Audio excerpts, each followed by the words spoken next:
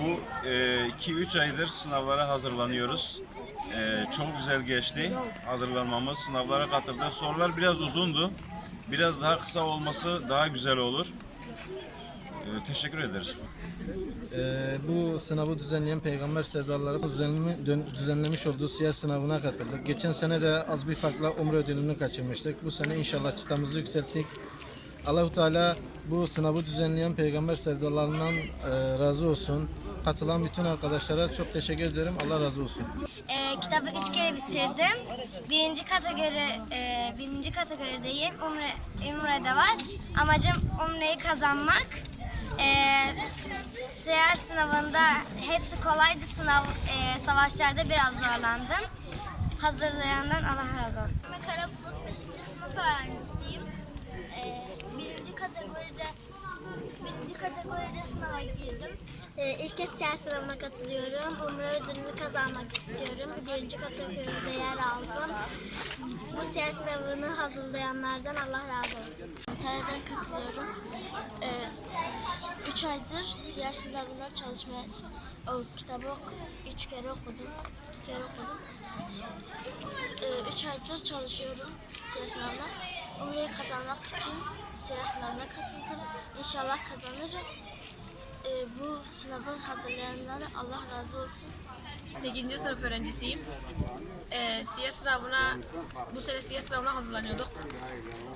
Birkaç sefer kitabı okudum. Hazırlandım. Böyle ilk defa ikinci kategoride verildi Umre ödülü.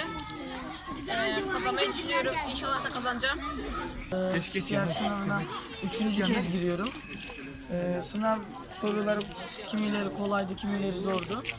Uzun sorular da vardı. İkinci kategoriye ilk defa umre ödülü veriliyormuş. İnşallah bu umre taliplerden biri de ben olacağım. Ve gözüm hedefim yükseklerde olacak. İnşallah kazanırım. Ve bu sınavı yapan herkese, sponsorlara, emeği geçen herkese selam yolluyorum ve teşekkür ediyorum. Allah hepsinden razı olsun. Peygamber Sevdalıları Vakfı'nın geleneksel hale getirdiği siyer sınavı yarışmasını bu yılda elhamdülillah tertiplemiş bulunuyoruz. Türkiye geneli her yerde olduğu gibi Antalya'mızda da bu sınava rağbet elhamdülillah çok iyiydi.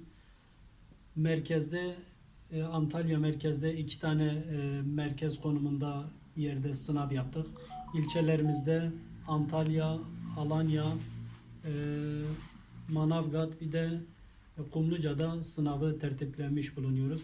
Onun ahlakıyla ahlaklanmayı, onun öğretileriyle yaşamayı gaye edilmiş olarak bizler de Antalyalılar olarak inşallah hayatımızda yaşayacağız, yaşattıracağız inşallah.